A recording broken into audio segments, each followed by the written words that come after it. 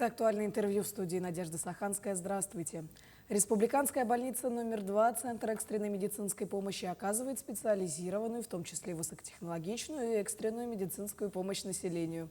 Ежегодно больница принимает на лечение порядка 14 тысяч пациентов. Об итогах уходящего года и планах на предстоящий поговорим с гостем студии Иваном Ивановым, главным врачом Республиканской больницы номер 2 Центра экстренной медицинской помощи. Иван Сергеевич, здравствуйте. Доброе утро.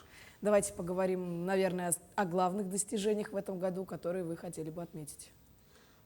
Хочется сказать, что прежде всего мы вышли в постковидном периоде, вот его можно назвать постковидным периодом в целом.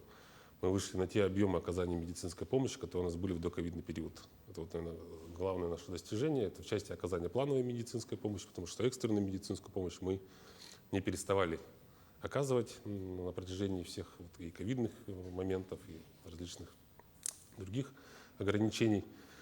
Ну и, конечно, нововведения различные наши, это прежде всего то, что мы вот в этом году на сумму порядка, наверное, более 240 миллионов рублей переоснастились. То есть программа перевооружения нашей медицинской организации, согласно решению правительства Республики Саха-Якутия, направленной на вторую республиканскую больницу, мы дооснастились, то есть дооснастили свои реанимационные отделения, операционные залы, ну и докупили хирургическое оборудование. Сейчас идет процесс закупа еще на 100 миллионов рублей дополнительного оборудования, хирургического оборудования, и, конечно, это позволит повысить интенсивность оказания медицинской помощи в будущем, хотя мы и так как бы достаточно интенсивно ее оказываем, да, ну и, конечно, качественно вырасти в этом отношении. Изменились ли подходы в оказании медицинской помощи пациентам? Вообще вот работа в части оказания медицинской помощи, она ведется постоянно. То есть это процесс такой, он не решается наскоком, то есть это вот постоянная работа. Приведу пример. Отделение травматологии, вечно перегруженное наше отделение травматологии с большим количеством пациентов. Часто мелькает, что где-то пациенты в коридоре бывают, лежат и так далее, но это мера вынужденная. Да? Сейчас мы постараемся этот вопрос решить. И вот такое решение, что оперировать пациента с переломами бедра в первые двое суток, оно значительно снизило количество самих больных в нашем отделении. В том плане, что пациент госпитализируется, быстро оперируется и быстро выписывается. Более того, мы нарастили количество, ну я позже вот скажу, количество протезирований, то есть подход к этому виду оказания медицинской помощи, который позволяет активизировать пациента намного быстрее, нежели чем мы делали это там, 3, 4, 5 лет назад. Вот, поэтому вот в частном случае, конечно, работа постоянно ведется. Это касательно и хирургических отделений, и терапевтических отделений. Это работа и в приемном отделении, потому что обращаемость только в наше приемное отделение, в главное приемное отделение, порядка 100-120 пациентов в сутки. Это я не говорю сейчас о травмпункте, куда также обращаются первичных пациентов от 80 до 120-140 в сезон. Есть еще ожоговый центр, у нас куда тоже есть обращение. Есть региональный сосудистый центр, куда тоже люди обращаются. Поэтому количество обращений у нас очень большое для того, чтобы повысить скорость госпитализации пациента, обследования пациента. У нас ряд мероприятий был проведен в части и экстренных больных, и неотложных больных, и, так сказать, плановых больных, для того, чтобы все было абсолютно комфортно. Еженедельно мы разбираем каждый случай задержки пациента, если где-то что-то у нас происходит не так, и так далее. А внутри, если заглянуть внутрь туда, сейчас вот я шапочно пробежался, да, внутри там очень много моментов по-настоящему. Где-то надо медсестру пересадить, где-то надо более ставку увеличить, где-то надо, давайте здесь переставим в другой кабинет, так будет быстрее и так далее. То есть эта работа ведется вот, не переставая каждый день, вот мы этим занимаемся, потому что больница у нас экстренная, у нас не плановая, плановая помощь у нас порядка 25-30% всего, поэтому валовая часть пациентов у нас экстренная, и, конечно, это особая категория пациентов. Плюс еще выездная помощь. Мы в составе нашего Центра экстренной медицинской помощи и санитарной авиации, наши врачи часто вылетают для оказания медицинской помощи на местах в районы и так далее. То есть это вот такой труд, который будет, и он никогда не прекратится, я более того скажу, всегда придется что-то улучшать. Ну и плюс хирурги творят чудеса по многим направлениям. Например, сложнейшие операции на сосудах сердца. Вот какие-то новые методы были ли освоены здесь? Вообще, наши, если говорить в частности о рентгенхирургах, в составе нашего отделения рентгенхирургических методов лечения, они у нас такие передовики глаза у них горят, они хотят, постоянно требуют что-то новое внедрять. И помимо основной их деятельности, для чего, собственно говоря, это отделение создавалось, для лечения поражений сосудов сердца при инфарктах, ишемических болезнях сердца, инсультах, они сейчас активно освоили оказание медицинской помощи. У нас большое количество пациентов поступает, например, ну вот мы по статистике посмотрели, это с диабетической стопой. То есть это больные сахарным диабетом, у них, понятно, тромбообразование намного выше, и возникает такой момент, когда кровоснабжение уже невозможно. И, как правило, это приводит к ампутации, инвалидизации человека, соответственно, качество жизни снижается и так далее. Вот. С прошлого года мы начали, в этом году активно продолжили это операции по тромбоэкстракции сосудов артерий нижней конечности. То есть мы закупили оборудование, рентгенохирурги заходят, если так понять, и удаляют тот тромб, который, собственно говоря, мешает кровоснабжению сосудов нижней конечности. И результаты очень, очень хорошие. Пациенты уходят довольны, пропадают боли, онемение, какие-то ощущения холода. Ну, соответственно, и даже по статистике мы вот за 11 месяцев подвели статистику, у нас даже количество ампутаций нижней конечности значительно снизилось. То есть эффект положительный есть. Сейчас мы работаем над тем, чтобы перейти на тромбоэкстракции вен нижней конечности. Это тоже очень актуальная проблема. Эти пациенты к нам попадают. Помимо прочего, проводим операции единственные на Дальнем Востоке и в Сибири. Больше никто нигде не проводит эти операции. Помимо вот еще и сосудов нижней конечности, тоже мы на Дальнем Востоке единственные. Здесь еще и, правда, Сибирь цепляем. Это операции при циррозах печени.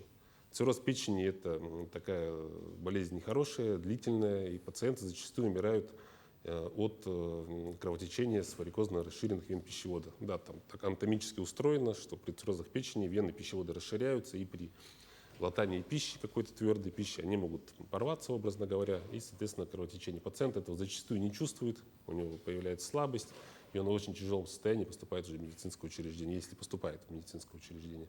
В данной ситуации, вот, благодаря нашим рентгенохирургическим методам, мы сбрасываем, ставим там переходник и сбрасываем кровь с вен пищевода, соответственно, давление там уходит, и пациенту это уже более далее не грозит. Да, с циррозом печени мы ничего сделать не можем, к сожалению, но, по крайней мере, с этим грозным осложнением мы справляемся. В составе мастер-класса мы 5 операций провели и вот уже отработали механизм по нахождению этих пациентов. Не все пациенты подходят, к сожалению, под эту операцию, но вот эта работа у нас уже выстроена, и в следующем году я хочу поставить ее уже на поток, чтобы она уже была как не что-то сверхъестественное, а вот абсолютно обычная рядовая операция. Вы также упомянули работу по протезам. В части протезирования, это вот, все в республике, кто-то слышал, кто-то с этим видел, кто-то с этим встречался. Это очень серьезные вещи в возрастном, особенно контингенте людей, когда в условиях артроза суставов, коленных, тазобедренных, становится невозможно передвигаться. Это постоянный болевой синдром. Соответственно, протезирование – это единственный метод лечения, который радикально может с этим справиться. Ранее мы оперировали порядка 200-250 протезирований в год, но благодаря перевооружению, перестройке внутренней работы медицинской организации, открытию отделения медицинской реабилитации для больных с проблемой опорно-двигательной системы, для того, чтобы увеличить оборот койки, в этом году мы вышли на количество операций более 500. То есть за один год мы в 2 раза увеличили количество этих операций. Плюс ко всему подходы отделения травматологии. Сейчас мы не ждем, то есть мы отошли от этих старых подходов, когда перелом шейки бедра у лиц старшего возраста сопровождался тем, что сначала мы там его выписываем домой, ждем, пока там образуется сложный сустав и так далее. Человек, соответственно, лежит в возрасте, у него обостряются хронические заболевания и так далее. Сейчас мы этого не ждем. В течение 2 суток 80-90% больных наших, они получают протезирование сразу. Потому что мы, согласно литературе, точно понимаем, что ничто там не срастется, человек будет просто лежать, появятся пролежни, смотря какой ход еще дома был и так далее, обострятся хронические заболевания.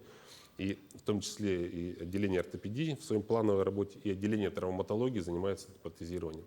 Мы вышли на 535 эндопротезирований в этом году, а в следующем году планируем выйти на 860. В этом году ваша больница получила и новое медицинское оборудование. С какими направлениями в медицине оно связано? Там все направления. Прежде всего, конечно же, мы запустили это отделение реанимации и операционные наши отделения, потому что без реанимации невозможно оперировать пациентов, безоперационно невозможно это сделать. Поэтому, конечно, в первую очередь все было направлено для того, чтобы переоснастить именно вот этих два крупных таких подразделения. Количество пациентов реанимационных, оно увеличивается, подходы наши меняются. Если раньше в отделении реанимации, ну еще там лет 10 назад, в отделении общей реанимации находилось там порядка 18 больных максимум, то сейчас цифра доходит до 32-33. Вот вчера было 33 пациента в отделении реанимации. И это по-нашему уже считается норма. 24% уже считается мало, хотя раньше это были запредельные цифры. Вот. Мы стараемся брать всех абсолютно тяжелых пациентов с районов, которых можно к нам перевести, которые могут быть транспортабельными. Поэтому, конечно, вот объем больных он стал значительно больше. Плюс ко всему, износ оборудования тоже имеет свое значение. У нас аппараты не выключаются, мы не плановая больница. Соответственно, износ, амортизация оборудования она идет в двойном таком режиме, даже в тройном режиме. Ну, из таких вот перечень оборудования там очень большой. Я не буду сейчас на всем останавливаться, но скажу вот таких значимых моментах. Мы поменяли свой рентген-аппарат. На 3 рабочих места совершенно цифровой классный аппарат поставили новый. Мы оснастили наших нейрохирургов. Вот один из таких значимых приобретений – это новый микроскоп. Он, тоже вот буду хвастаться сейчас, он самый лучший на Дальнем Востоке, 100%. Такого больше ни у кого нет, он есть только у нас. У него там куча функций потрясающих. Они могут оперировать опухоли там, и так далее. Все, чем они занимались, им это очень нравится. Плюс ко всему мы обновили парк лапароскопического оборудования, потому что порядка 80, ну, более, не буду обманывать, более 80% аппендицитов сейчас у нас проходят лапароскопически оперируются. То есть мы никого не вскрываем, не открываем. То же самое касательно и желчекаменной болезни и так далее. То есть это пациента можно после этой операции уже на 3-й сутки выписать домой, соответственно, и менее травматична она, то есть ничего не болит особо и так далее, 3 прокола и, собственно говоря, операция готова. Это касательно хирургических отделений. Помимо прочего, мы ортопедию дооснастили и силовым оборудованием, и ортоскопическим оборудованием. Сейчас мы ждем поставки лапароскопического оборудования для наших отделений отоларингологии, операционные столы, переносные рентгенаппараты, цедуги и так далее. То есть все то, что жизненно необходимо для хорошей, правильной, высокотехнологичной работы. Сейчас мы это все планомерно получаем. И это приятно слышать и отрадно признавать. Благодарю вас, Иван Сергеевич, что ответили сегодня на наши вопросы, подвели с вами небольшие итоги года. Спасибо, приходите к нам еще. Спасибо. Напомню, вы смотрели программу «Актуальное интервью». До встречи в эфире.